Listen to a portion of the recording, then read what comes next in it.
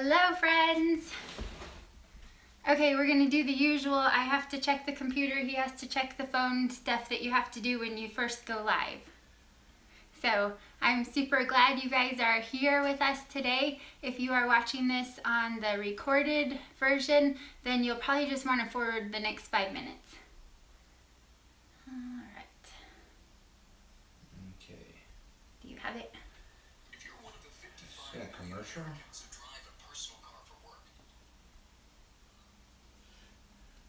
Okay. Oh, hi guys! Say hello as you're coming in. Make sure you give us a thumbs up so that we're visible to everybody else. I'm so excited you're here. Hey Todd, thank you so much. Alright. I still can't find it on my computer, so it'll take us just a second to get all this so that we're all in the right place. Let's see. So this morning we had downpours of rain, and then after that, now it's sunny and beautiful. You can see it shining through my window over here. Let's see. So what's the weather doing where you are?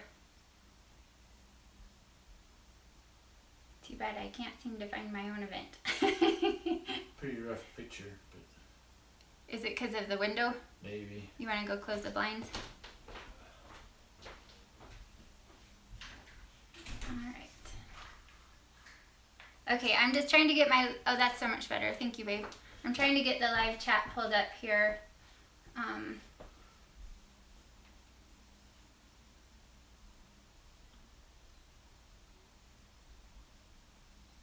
Okay, super.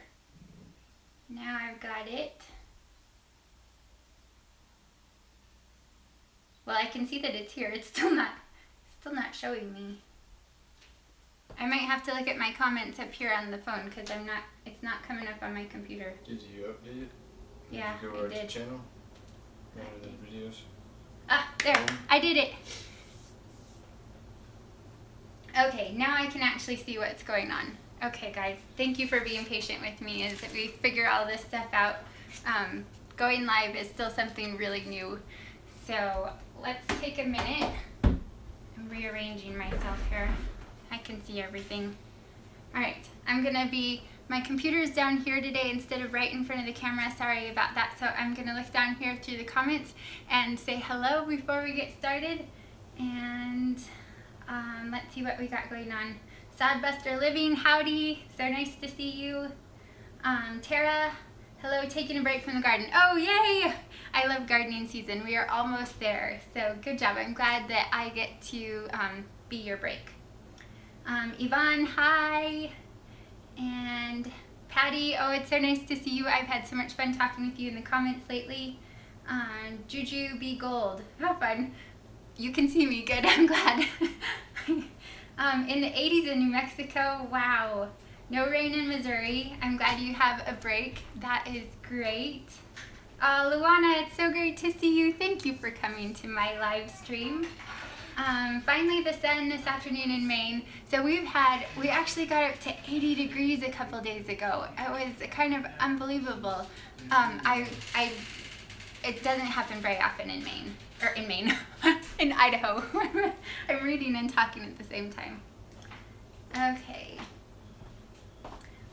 Send the rain to California. Oh, you guys have had so much rain. You need more, huh? Okie dokie. Well, everything looks good.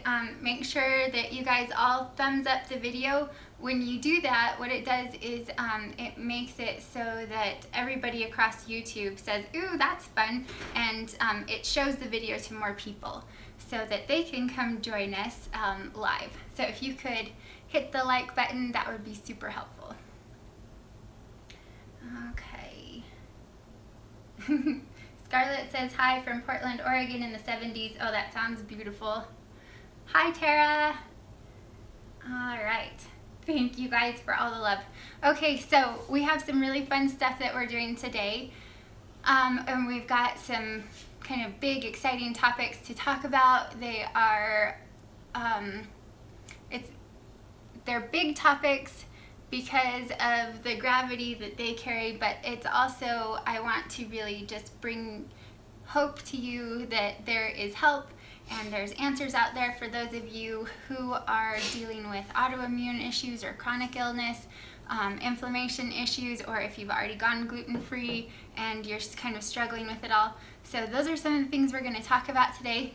But before we get there, I want to just do something kind of fun with you in the kitchen, because I love to be in the kitchen and I love to have you come be part of what I'm doing in the kitchen. So we're going to start by throwing together a batch of banana bread. We made some banana muffins this morning that I will show you with the same batter, and you'll find the recipe in my gluten-free cookbook. We'll talk about that later. So anyway, let's start with that, and then we'll start taking questions, and I'll start talking about gluten-free and what all that is, okay?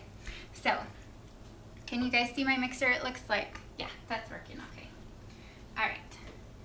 So it's going to start with 4 bananas, and the light is reflecting off of these like crazy. You want speckly to black. Don't get anything less than this. Ooh, hi from France. I'm so glad you made it. That's so fun. Okay, you guys, I totally get excited about the fact that my friends over in Europe can join me. And my friend Sarah might be able to come from Australia. She wasn't sure. So that would be really great. So just some random facts while I'm cooking or getting bananas in here real quick. When I was a teenager, when I was a teenager, I lived over in Great Britain, so there's kind of a soft spot in my heart for that part of the world. And then when I was in my early 20s, I went over to the Netherlands and Belgium and Germany and Italy, and got to spend some time over there. So I have a soft spot in my heart for all of those countries.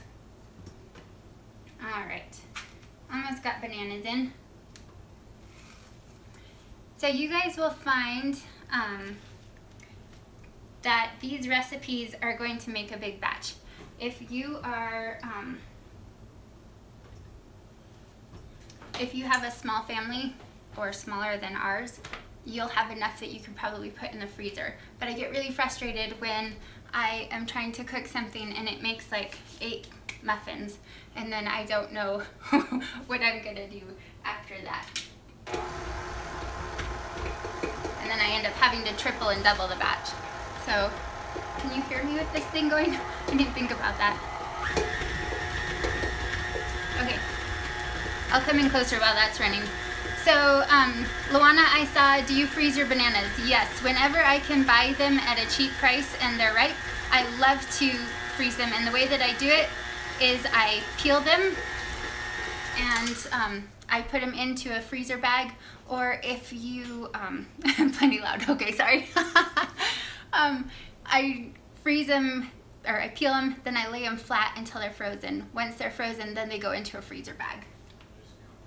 Okay, so there we have bananas in. It uses 4 bananas, so the banana flavor is really strong and fabulous in this. I get so frustrated when you make banana bread and it's just really bland.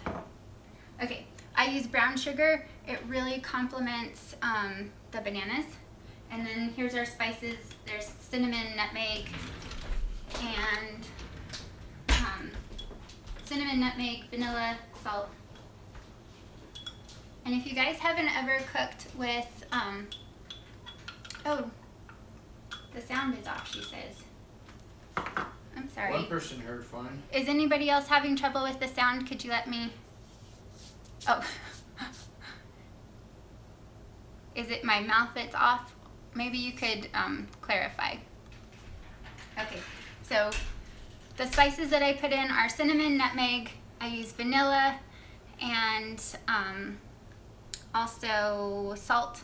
And so it's a real simple recipe. It's just really basic. Thank you. Most people can hear, so that's good. All right, this is my gluten-free flour mixture, which the light seems to be bouncing off of. And it has 4 different flours in it. If you want to buy that, you can get it in my recipe book. It's only $4. I'm not going to push that like crazy, but I do want to tell you where to get it. And then there's baking soda and baking powder in here. I don't use any gums or anything like that because it is really hard on your stomach. So if you have gluten issues, then the gums and like xanthan gum and guar gum and those kind of things can be really difficult for you to digest. So that's something we stay away from. My gluten-free flour blend doesn't have any of that in it. So there's the flour. All right, I'm gonna mix this for a minute.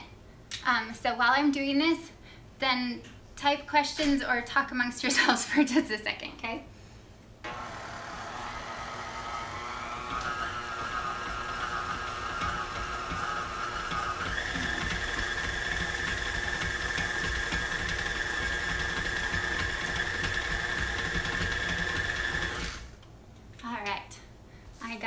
Oh, I saw Sandra.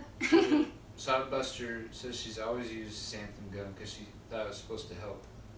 Okay, so xanthan gum is really, really useful in baking because it makes everything stick together and it makes it really work really well. It makes the most beautiful bread. But the thing about it is that it can be a real irritant. It's not for everyone, but it is for some people, and for us it is, it's awful. It really upsets our tummy. Okay. Can you make regular bread? I am still working on a gluten-free bread recipe, so that is in the works, guys.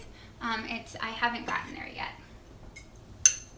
Okay, so here's another thing. Right now, you know, we have tons and tons of eggs. We were talking about that last week and what we were cooking. So these recipes are really, really great for using up eggs. If you guys need to use up a bunch, this has 6 eggs in one batch. So this is a great time of year to be cooking muffins. During the winter, we had to kind of hoard our eggs for a day or so before we could make them. Okay, and then this is coconut oil. Oh, hey Melody, how fun. And I melted it. So coconut oil is kind of a funny thing. You can interchange it with butter a lot of times, but a lot of times you have to melt it first. Okay.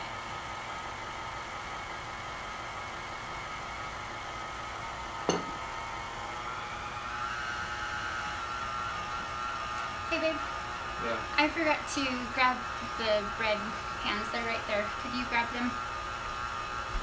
Do you see in the rack? Yep. Yep, those two. Okay, so I wrote this recipe as a muffin recipe, but we have also found that we can put them into cake pans, or we can put them into bread pans, and they work just as well. So that's kind of a fun, it's like a 3-for-1 deal. Okay, I'm turning on my oven. Okay, do you guys have any questions about the muffins? Because we're not going to stay on this subject for very long.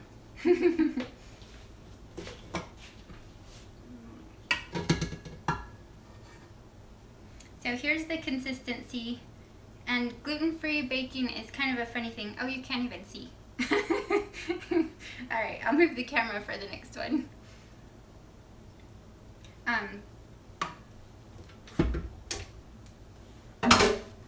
Whenever you do any kind of a bread with gluten-free stuff, it's going to be runny. You're not going to have a dough that you can knead and stuff like that. I am still working on like a sandwich bread recipe. That one is in the works, but it's not complete yet. You got pie crust figured. Yeah, we're working on pie crust. We're working on bread, but so far we got muffins down. So I think, can you guys see this now? That's about the consistency you're looking for. Someone's asking if you use light brown sugar or dark brown sugar. Dark brown sugar every time. The darker the better. So much more flavor in it. Okay, so I'm going to throw these in the oven, and I'm going to tease you guys at the end because you're gonna have to watch me enjoy it. It's so yummy. I'm gonna be cruel. You want to read Sodbuster's question? Oh, okay. Sadbuster Living, do you use coconut flour? I missed some when I refreshed. Someone told me that you use a third coconut flour with one of the other flours, like almond, flax, or whatever. Okay, we cannot use any nut flours. We cannot use any seed flours. Those are super, super irritating to our stomachs as well. And this is a super question to lead us into what we're about to talk about. So I will explain all of that here in just a couple minutes. Oh, Janet! Oh, sorry guys, I'm having a moment. So yes, we do use some coconut because that is not an actual tree nut, so it seems to do well with us. If you guys have any questions specifically around what the ingredients are on the flour blend, the best thing you can do is go to my Etsy store and send me questions on my Etsy store. And I can help you learn how to tweak my recipe if there's anything in there that you are allergic to. Sarah made it! Yay! Okay, so I'm gonna slip these into the oven here real quick. And my camera's gonna move, sorry guys.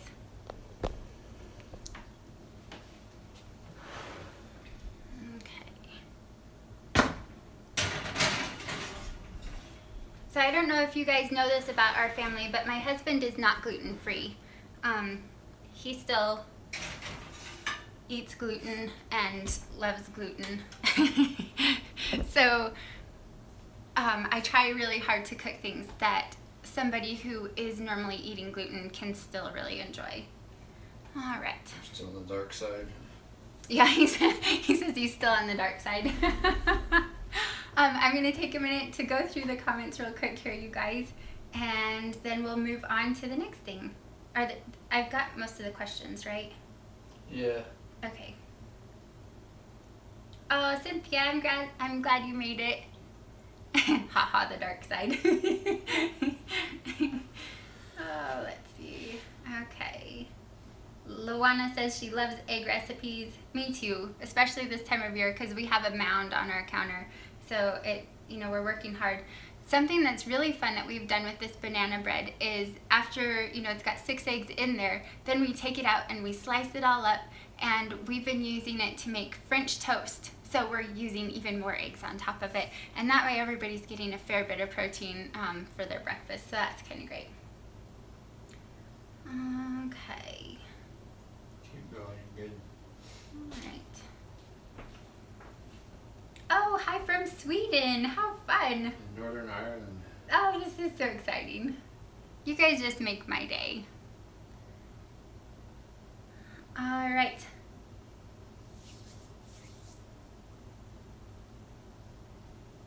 Okay, so now we're gonna go ahead. I'm going to lower the camera, pull up a chair, and we're gonna have a little chat.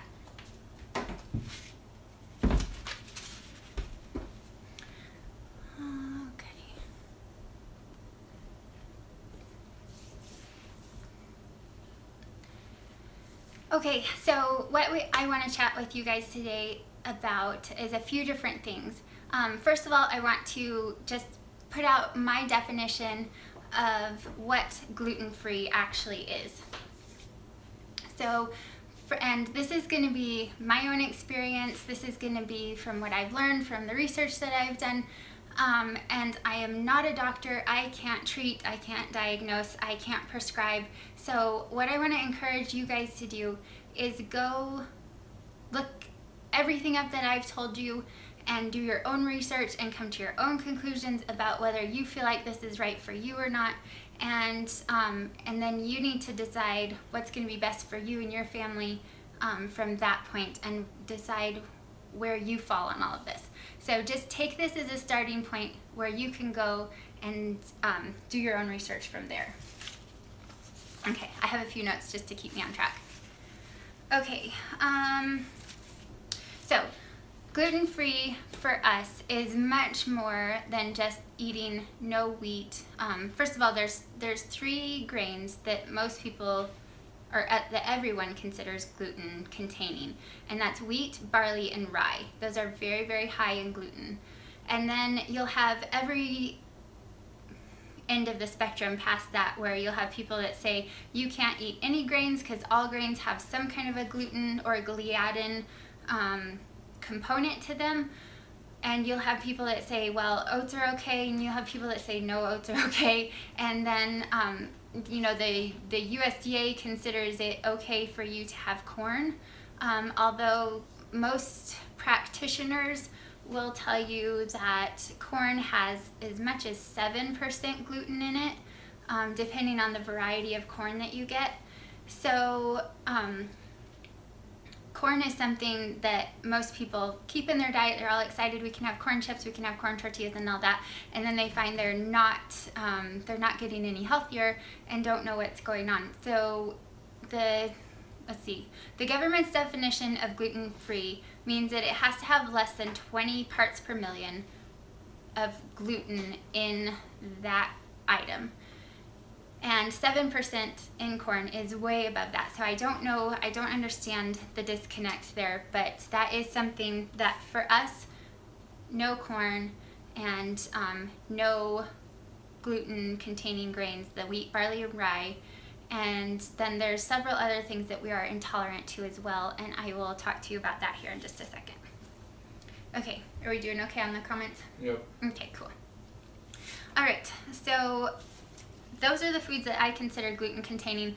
Now, the thing about when you have sensitivities to gluten, you are also going to most likely, now this is going to be something, this is the part where you have to figure out what works for you. You are most likely going to have issues with what are called cross-reactive foods. Now, these are foods that with my doctor I was tested out of a lab called Cyrex Labs, and they're out of Phoenix. They're on the cutting edge of gluten-free research. They are somewhat controversial. So if you are going to a functional medicine doctor, most likely they will use Cyrex Labs, and they'll prescribe to this idea that there are cross-reactive foods that you will react to as the same as gluten. Oh, the oven's warm. So I went to Cyrex Labs, I got tested for them, and I have found that the foods that I tested allergic to are foods that I really do struggle with. So for me personally, there is a huge correlation between the two.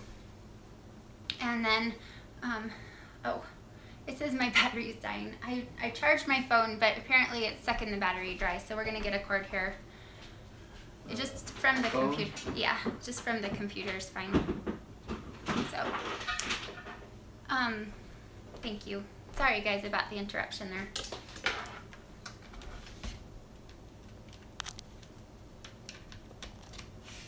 Okay, so let's talk about cross-reactive foods and what they are and the way that they work. A cross-reactive food is a food that you will react to if you have an intolerance to that specific food. You'll react to it in the same way as if it was a gluten-containing food. So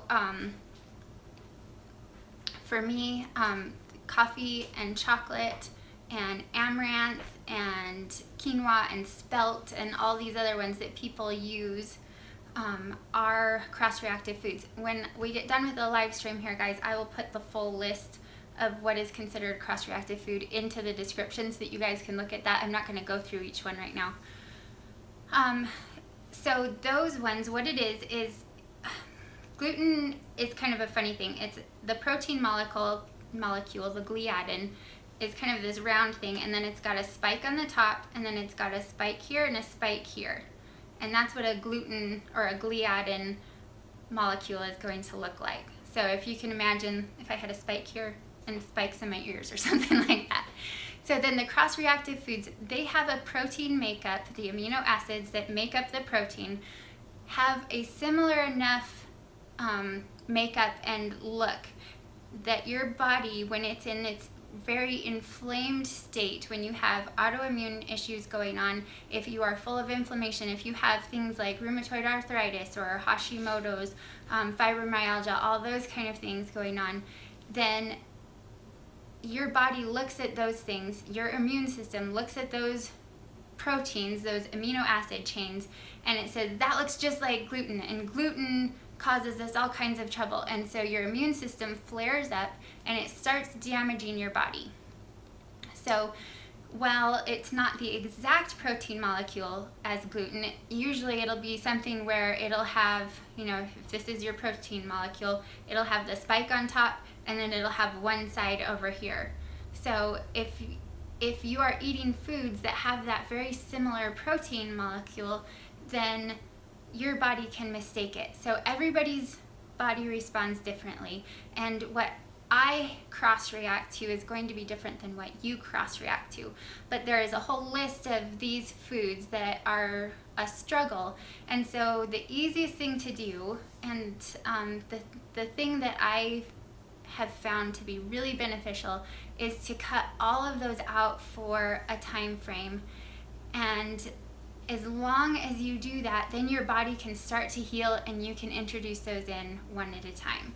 So I'm going to take a little pause here and I'm going to go through the comments real quick and then I'll come back. It hasn't been much. Okay. I've just been listening. All right. Yeah, there's not too much there. Okay. Cannot eat eggs unless they are baked and only in a small amount. So here's something that's really interesting, you guys, with eggs. Eggs is often on the list of a cross-reactive food. It's something that my practitioner, thankfully, she raises all of her own eggs and kind of has an understanding of, chickens and the way that everything works. And so she told me to experiment with it and play with her food. And I have found, oh, baby fell down. I have found that with eggs, it really depends on what I feed the chickens. I thought that I was terribly allergic to eggs, and I would even react when they were baked into things, as well as, I couldn't ever eat a scrambled egg. My tummy would just be torn to shreds. But I found that when we changed our chickens' food, then I started tolerating it. So I kept tweaking and playing with it, and I've gotten them to the place where I can eat a scrambled egg, I can eat an over easy egg, I can eat eggs baked in things, and I don't have that horrible bloating and upset that I used to have with eggs. So that's something that you really want to consider with eggs. Eggs is a kind of a tricky one because there's the proteins that you can be allergic to, but you can also be allergic to what you're feeding your animals. And for us as homesteaders, that's it's really great news because we can play with and alter what we're feeding them. And if you are raising meat birds, keep the same thing in mind. What you feed your animals is what you're feeding yourself. If you are raising meat birds, be careful about what you're putting into them because you're going to be eating all of that here, in a few weeks. So keep that in mind, especially when it comes to gluten-free eating. Okay. Cynthia, maybe that's why I break out in a rash. Oh, I used to break out in so many different, it was terrible. I had so much trouble, and I thought that there was so many, I thought that I had way more allergies than I did. But as we have started raising our own food and, being careful about what we're feeding them, then I've been able to eat more and embrace, more foods, which has been a really, really exciting thing. Okay.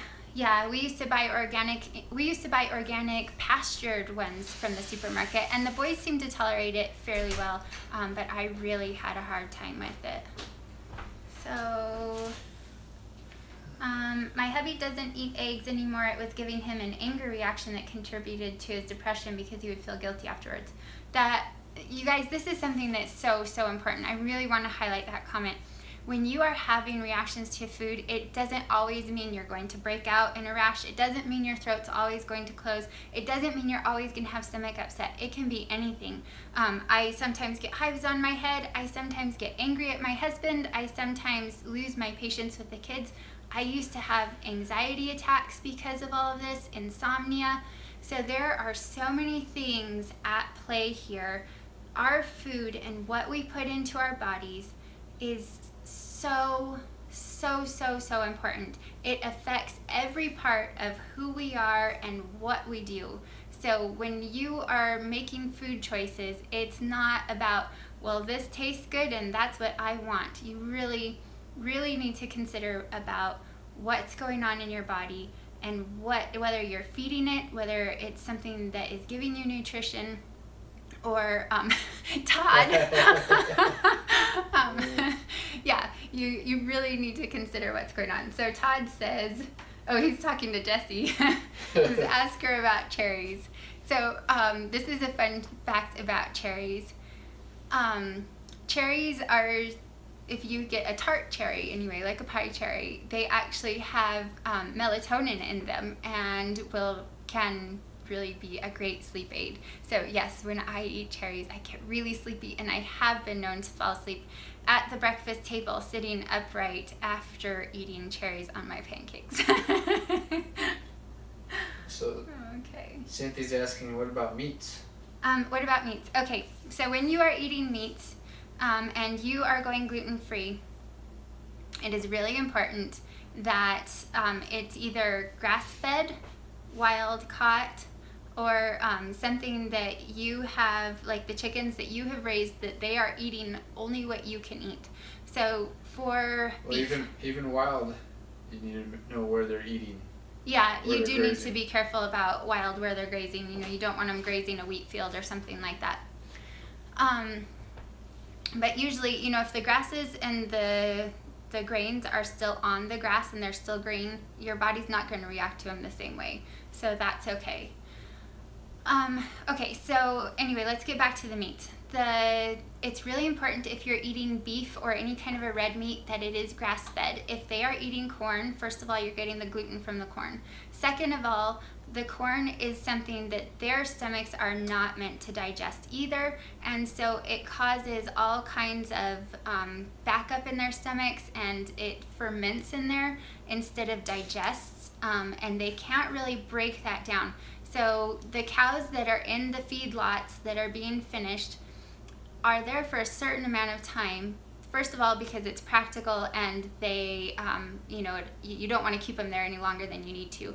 But they have done studies on them and found if they stayed any longer than that, that they really start to get sick. So while they're there, they're usually on lots of antibiotics to try to keep them from going into that awful sickness. So you really, really need to be eating grass-fed meats in order to not be giving yourself that reaction to the grains that they are eating. Because the fat stores all those toxins. Yes, so the fat in the animals stores either toxins or beneficial omegas. And you want it to be storing beneficial omegas, not storing all of those toxins that you will then be eating. And then chickens, make sure they're eating non-GMO food, and make sure that you're buying organic if you need to buy from the store. If you're feeding them, feed them what you can eat. And then wild-caught fish are really, really, really great. Make sure they are not farmed. Do not buy farmed fish, because they are being fed corn and everything else too. So Lisa says, wow, I always thought my anxiety was from fibromyalgia. Never thought about gluten. Interesting. So I want to tell you guys a couple stories about me pre-gluten-free. There's a few different things. I, first of all, was about 50 pounds heavier than what I am today. I was a nervous wreck. I had claustrophobia so bad that any kind of an enclosed space was terrifying. I couldn't ride an elevator because I just would panic. I had insomnia. And the further along that I got into life, you know, the more that I had these issues, the sicker that I got, the more I dealt with anxiety, depression. I had really, really severe postpartum depression with several of my kids, and I would have panic attacks. And then there was also, you know, my husband would say the smallest thing to me, and all of a sudden I would just start freaking out, and why are you thinking that? And so there was a lot of catastrophic thinking. And I don't want to sound dramatic, but when I changed my foods and I got rid of gluten and I got rid of the cross-reactive foods and really found what works with my body, for the most part, that's gone away. Now, I won't say that I'm angelic and perfect, right, Mr. Ware? Sure you are. So, yeah, it's you know, it's something that there's still struggles, and if I don't, you know, eat a balanced level diet, then it can be an issue. But it's night and day from what it was before I took gluten out of my diet. So then that's one story. Will you be sharing the list of cross-reactive foods? Yes. So I'm going to, I'll post it in the description of this video, and I will post it also, well, here, let me pull it up. I have it on my computer. Okay.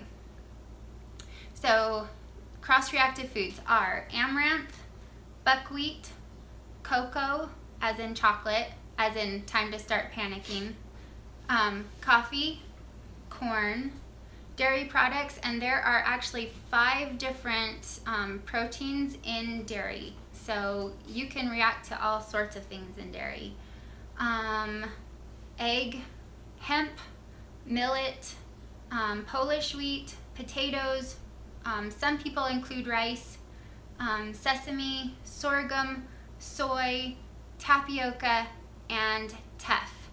So, and again, I will list all of those in the description. I'll also list it on my Facebook page so that you guys can look into that. But those are the list of what most people consider the cross-reactive foods.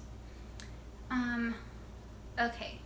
Can anyone be tested? Yes, you can be tested through Cyrex labs, and it is really helpful. Some of the ones that I didn't have any idea I was cross-reactive to were, it was every grain on there, but also coffee and cocoa. So coffee wasn't something that I actually drink, but cocoa was something that, you guys, I absolutely lived on. There was not, I would say that there wasn't even 2 hours that went by in a day that I didn't have some kind of little piece of chocolate. So it started out for me, I think Aiden was a baby, so that was, you know, how old is he now? He's 12. That was 10 years ago. And I would just take a couple M&Ms and I would pop them in my mouth, and all of a sudden I had this burst of energy, and I could run all over the house, and I could get so much work done, and I was so excited. And it got to where, you know, that couple little M&Ms then became a handful of M&Ms. And then after a handful, then, you know, a handful would last me for an hour. And then pretty soon a handful would last me half an hour. And then pretty soon I kind of had to have this kind of constant stream going on.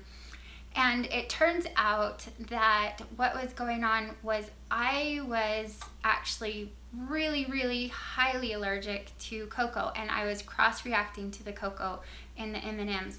So what happens when you have that kind of a reaction like what I was having, I was still eating gluten, and so my body was very inflamed, and my immune system was on high alert. It was just like, you know, if I put a little, you know, peanut butter sandwich in my mouth, or if I put some chocolate in my mouth, it was like red alert. You know, the sirens were going off, and my immune system was instantly there to try to capture those things that it saw as very harmful to my body, and it would just, you know, attack those with so much vigor. But what it did is it gave me an adrenaline dump every time I did that. So that burst of energy that I was getting was not, you know, like, ooh, this is yummy, and a little sugar rush. I was getting a full-blown chemical adrenaline dump, just the same as if I was doing drugs. And so I was that addicted to it as somebody that, you know, needed to be admitted to rehab, and I was using those allergies, those things I was allergic to, in the same way that a drug addict would use drugs. You know, if I went too long without it, I would have the panic. I would have so many issues with all of this stuff. You know, the anxiety and stuff like that would all just all of a sudden spike up, and I just, you know, get frazzled and start to shake and all of that kind of thing. So I completely burned out my adrenal glands, which is a big part of the whole fibromyalgia connection with all of this. But it's something, you know, that I tell you that story because it's not something to be taken lightly. You need to understand how much the foods that you put in your body can really affect you. So I want to back up and I want to look at comments for a little bit here. A lot of good comments coming in. Yeah. Okay, let's see. In the cattle butchering process, if the cow has an immunization shot, you will find a fist-sized blackness in the meat. It literally stays with them forever. Oh, that's so sad. Let's see. All right. Yeah, there's people that are identifying with this. You guys, if this is you, the main reason I wanted to bring all of this up is not like, oh, this is big and scary and what do I do? I really, really, really want you to have hope that there's so much that you can do for yourself to pull out of this. So Jessica's asking what tests to get from Cyrex. Okay, it's Array 4 is what it is. ARRAY. I'm not sure how you say that. Array 4 is the test. And it's gluten and cross-reactive foods. Yeah, wow, so many cross-reactive things. You are not kidding. And I have sensitivities beyond the cross-reactive list too. The really exciting thing though, guys, it looks big at first, but what I found is there are so many things that I was sensitive to several years ago that I'm not sensitive to now. The cross-reactive list is one that most people will say you can't heal from those. You know, that's yet to be seen because all of this research is new. But I really do want to give you hope that removing these things can give you a whole new life all over again. So don't get overwhelmed by that. But I'm allergic to cocoa. It gets me nosebleeds. Oh, I used to have terrible trouble with nosebleeds. I wonder if that's why. I don't anymore. Let's see.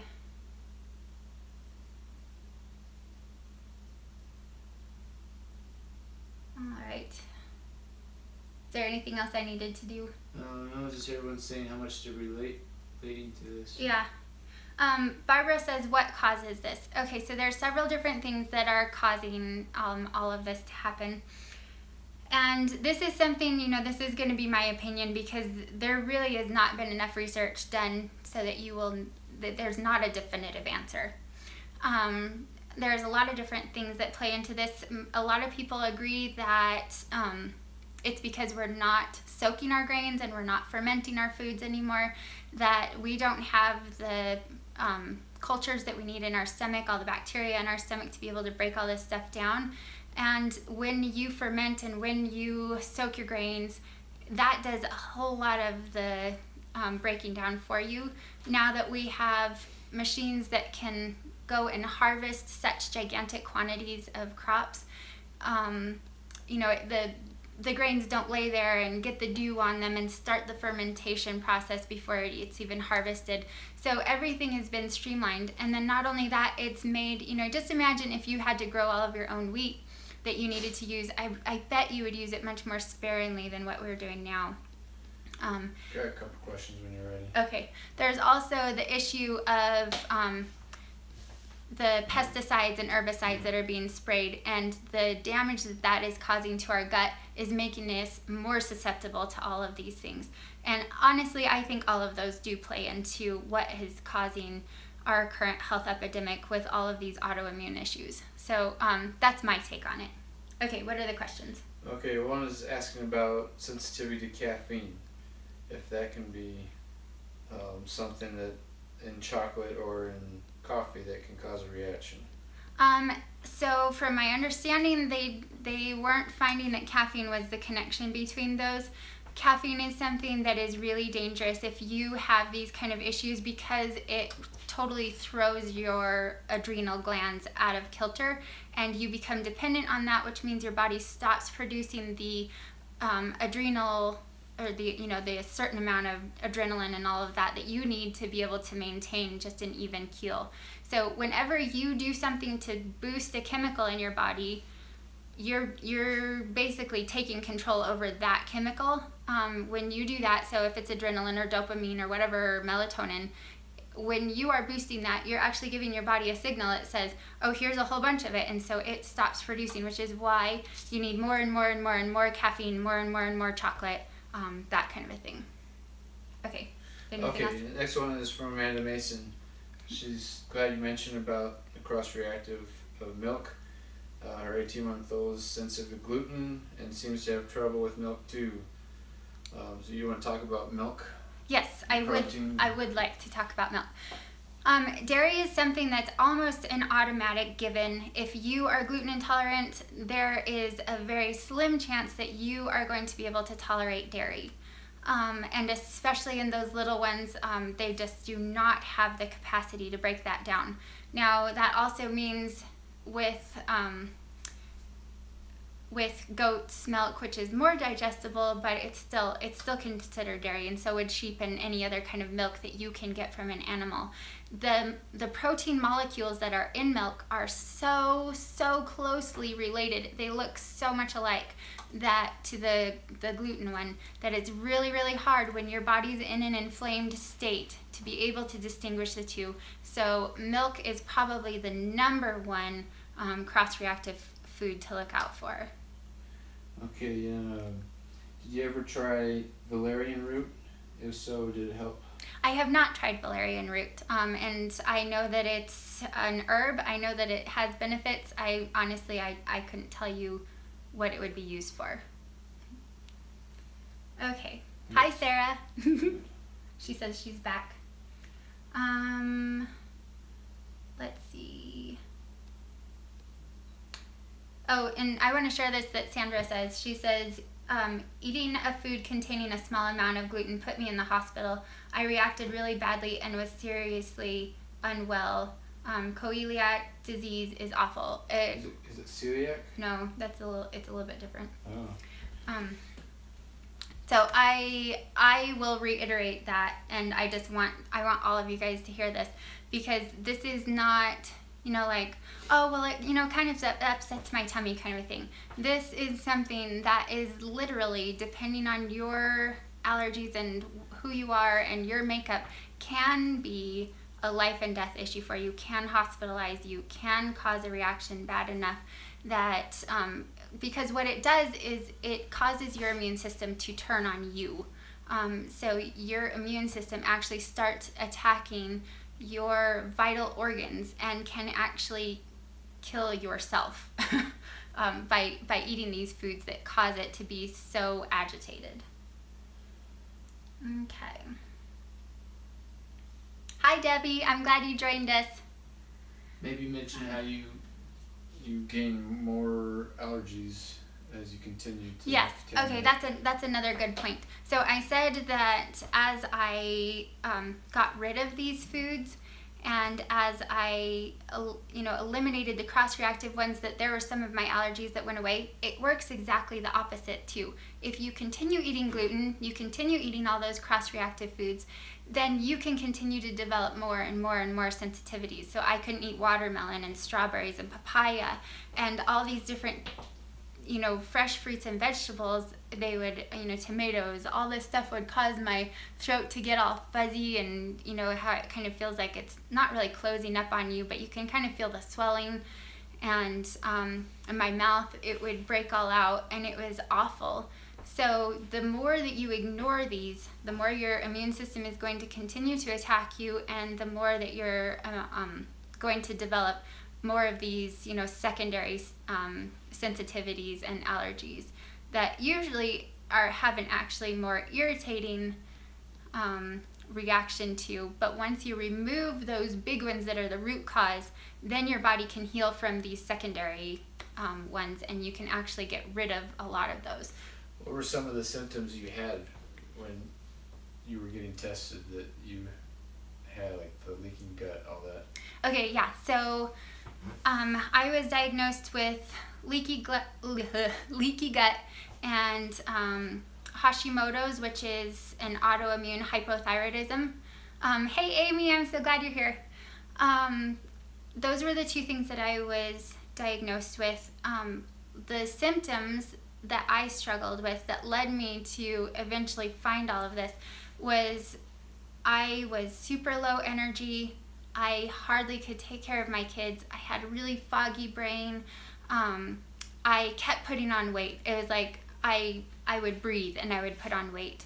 And I would, I'd try to go on these different diets and exercise programs, and all I would do was get more tired and gain more weight.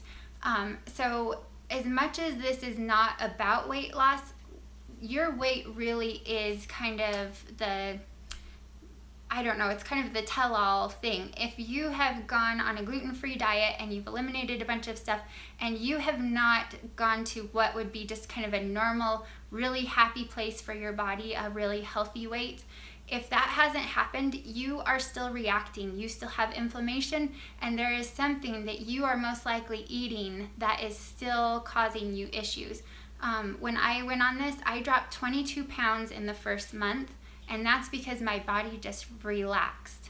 It let go of all that inflammation, and it started to heal, and all of those things where my body was hoarding, the fat, it all went away. And I kind of had to laugh when I was creating my muffin recipe book. I was eating so many muffins, and we called it our muffitarian diet because we were eating muffins once and twice a day. You guys, I didn't gain a pound, not one, the whole time I was on there. And I don't suggest that you go on a muffitarian diet, but I do want to point out that when you are eating the foods that your body's not reacting to, your weight will normalize. Let's see.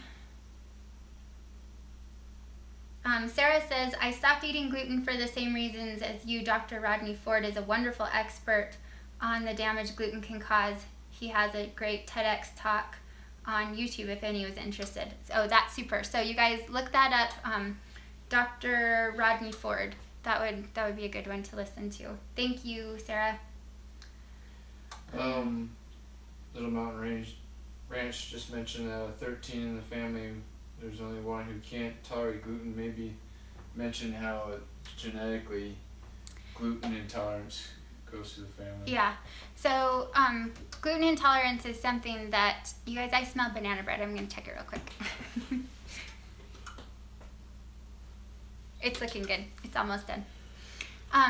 Gluten intolerance is something that, what it is, and part of the reason that we're seeing so much of it now is there is a genetic, I'm going to explain it like a light switch. There is a genetic light switch that a lot of people carry, and because of our foods and the way that we are eating now, and the way that there's GMOs and pesticides and all the chemicals that we invite into our house now, a lot of times that switch gets turned on.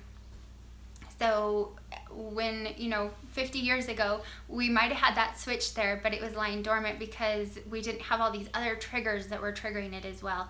Now we have so many different triggers, that light switch is turned on. And so same thing we're finding in my family too. More and more and more of my extended family are finding that they have to go gluten-free as well, because that light switch got turned on at some point in the last generation.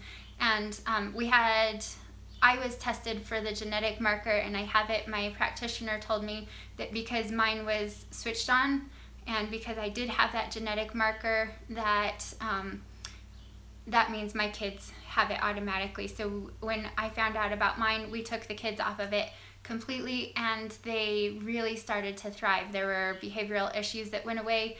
There were, their growth pattern was kind of stagnant. They grew like an inch the first month, and things really changed at our house when we went gluten-free. So Crawfish says, when did humans become gluten intolerant? I really honestly believe that for the most part, humans became gluten intolerant in the last 20 years when we started GMOs. Genetically altering our food, when we decided that we would play God with our food. And that, that's controversial, but that's my opinion. Well, it's proven that GMOs alter your genetic structure. Right. So yeah, there are things that people have found where a GMO, eating GMOs can actually alter the makeup of your own genetics.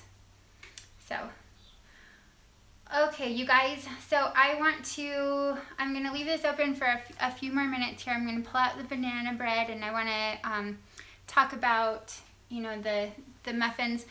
Part of the reason I wanted to make muffins today, I know that, feels like kind of a segue. When I was first facing all of this stuff, it was a really tough pill to swallow. I felt like, oh my gosh, everything normal about my life just got knocked out from under me. I don't even feel like I have two legs to stand on. How am I going to do this? So the muffins are something that really I felt they're normal. They really taste good. They're something that you can take with you. You know, there's so many times where we get invited to a birthday party or a potluck or something like that, and you feel like such a sore thumb. But when you have something that you can share with everybody, you can make a big batch of them and everybody comes and tells you, these are so good. It really helps make this transition really so much easier. Or if you're like me and you have somebody living in your house that's still on the dark side and doesn't eat as much the way that we do, it's that connecting point. So we made muffins today because I want to offer you guys lots of hope that this is really doable, and not only is it doable, it's enjoyable. Do you supplement with iodine? Okay, you guys, do I supplement with iodine? That is an entire other talk. No, I do not, and I'm not going to get into the reasons for that today. Let's see. The Crazy Catholic Mom says, I was diagnosed with fibro when I was 15. I didn't do anything about it until 20 years later after my 5th baby was born and realized my body was reacting to gluten. Way to go. I am so proud of you for doing that. And that's the same as me. I knew all growing up I would go on and off of bread because we knew that it was an issue for me, but I didn't know until I'd had 4 kids really what was going on in my life.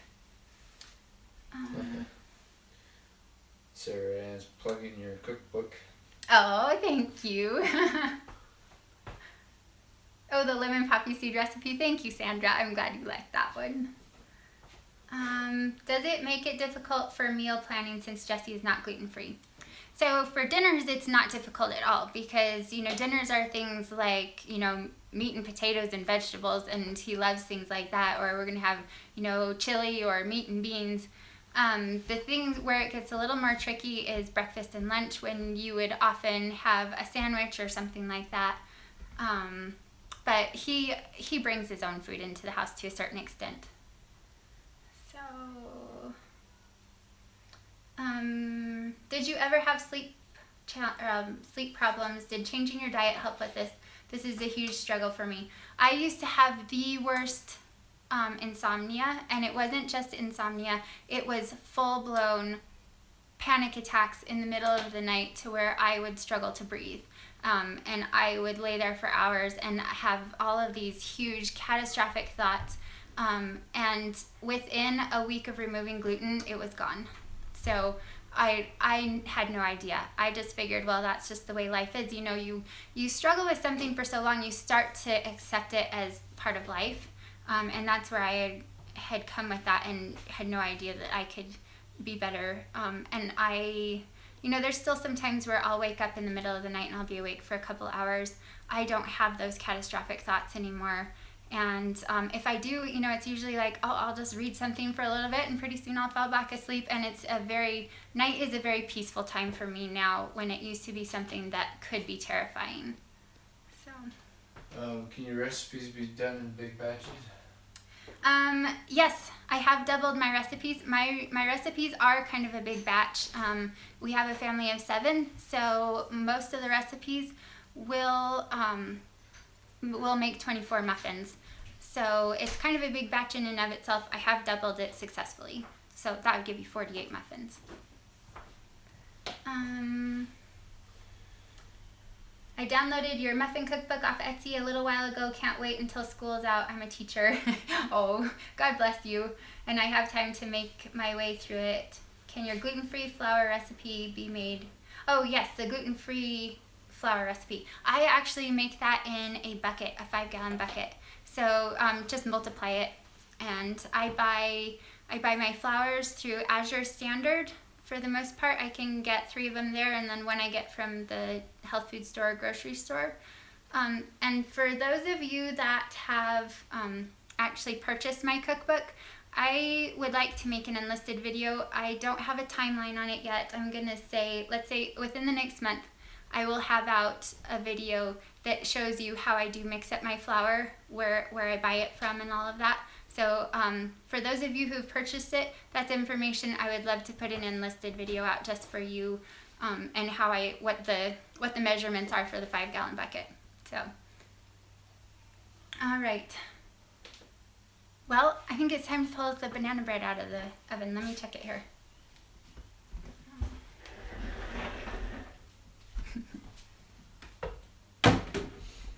You guys, I have to tell you that the last couple weeks on the channel and being able to talk to you all about these things and the Wednesday words and the different issues that you're dealing with, it has just touched my heart in ways that I just don't even know how to describe.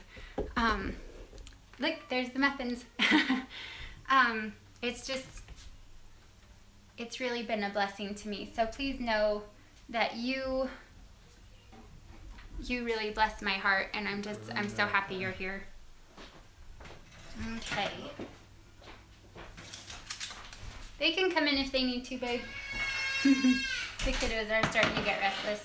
We need to wrap it up. Okay. Let's see. All right. So, here it is. Can you smell it? I can. There is the bread. You guys, this is something that has 5 years of my research and 5 years of absolute, complete, disgusting failures, and now we have banana bread. I just can't even tell you guys what that means. Oh, it smells yummy. You guys are too much fun. So I'm gonna pop out a muffin because I want you to see. Okay, first of all, it's holding together. It comes out of the pan clean. Okay, look, I want you guys to notice the lack of crumbs. Do you see crumbs? There it is. And watch this. Woo. That is not something that you can usually get without a ton of xanthan gum and terrible binders that are going to go down and irritate your stomach.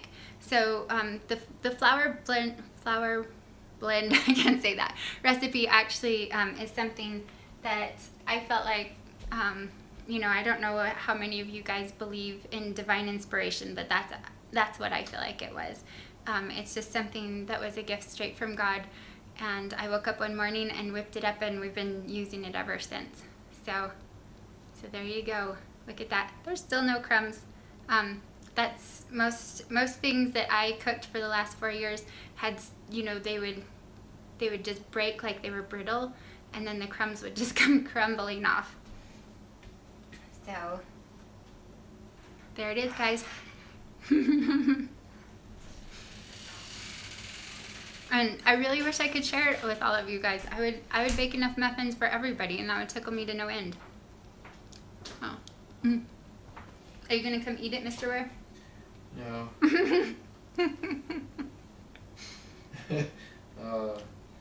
Lucky I was out while you were eating.